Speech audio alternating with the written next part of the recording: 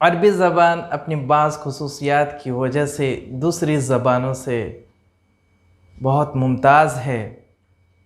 उन्हीं एक खुसूसियात में से है कि अरबी ज़बान के जो जुमले होते हैं उस जुमले के कलिमात का आखिर बदलता रहता है। कहीं जैसे कहीं पर पेश आता है, कहीं पर ज़ेर आता है, कहीं पर ज़बर आता है।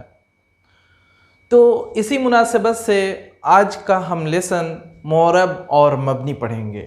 आज का हमारा टॉपिक होगा मुअरब और मबनी। आइए हम जानते हैं कि मुअरब क्या होता है और मबनी क्या होता है और हमें क्यों सीखना चाहिए। हम जब एक सेंटेंस, एक जुमला पढ़ते हैं तो उस जुमले में कई एक कलमात होते हैं। वह कलमा चाहे वो फ़ेल की शक्ल में हो, चाहे वो इस्म की शक्ल में हो, चाहे वो हर्फ की शक्ल में हो। यहाँ पर आप देख सकते हैं कि ज़रबा ज़ैदुन, ज़ैद को यहाँ पर पेश मिला है, दो पेश मिला है। रअयतु ज़ैदन, ज़ैद को फ़तहा मिला है। और मररतु बिज़ैदिन, ज़ैद को यहाँ पर कसरा ज़ेर मिला है। ज़ैद एक ही नाम है लेकिन दोनों जगह, तीनों जगह इसके जो हरकत हैं उसमें तब्दीली आई है। कहीं पर पेश आ रहा है, कहीं पर ज़बर आ रहा है और कहीं पर ज़ेर आ रहा है। तो इस तरह की तब्दीली जिन अल्फाज में वाक़ होते हैं उन्हें मुअरब कहा जाता है। एक सिंपल सी लॉजिक समझ सकते हैं आप कि जहाँ पर तब्दीली वाक़ होती है उसे मुअरब कहते हैं। अब आइए हम उसके मुकाबिल में चलते हैं कि ज़रब हाउलाई, रअयतु हाउलाई, मररतु बिहाउलाई। यहाँ पर देख सकते हैं कि यह हाउलाई जो अल्फाज है, यह हाउलाई जो वर्ड है, यह हाउलाई जो कलिमा है, इन तीनों में ज़रब हाउलाई, रअयतु हाउलाई, मररतु बिहाउलाई, इन तीनों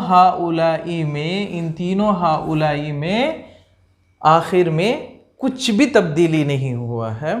तो ऐसे अल्फाज, ऐसे कलिमा जहाँ कुछ भी तब्दीली नहीं होती है उसे मबनी कहते हैं। इसे आप यूँ समझ सकते हैं कि कलमा की कितनी किस्में होती हैं। कलमा की 3 किस्में होती हैं, एक इस्म, फ़ेल और हर्फ। और कलिमा की ही किस्म है मुअरब और मबनी, एक अलग किस्म है। लेकिन हम उसे इस चार्ट से समझ सकते हैं कि कलिमा की 3 किस्में होती हैं, इस्म, फ़ेल और हर्फ। अब देखिए, इसमें भी जो होता है ना, ऐदर वो मुअरब होगा या तो मबनी होगा।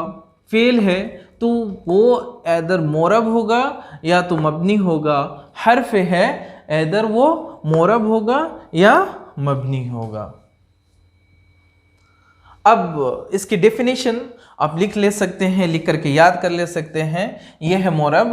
मुअरब की डेफिनेशन क्या है, मुअरब की तारीफ़ क्या है? वो कलिमा है जिसका आखिर मुख्तलिफ अवामिल के आने की वजह से तब्दील हो जाए।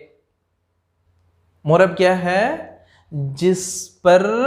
जिसका आखिर मुख्तलिफ अवामिल के आने की वजह से तब्दील हो जाए।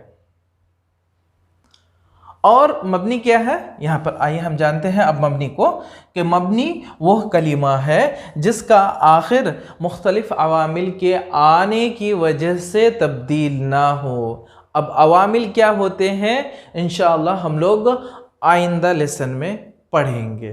तब तक के लिए हमें इजाज़त दीजिए। अस्सलामु अलैकुम।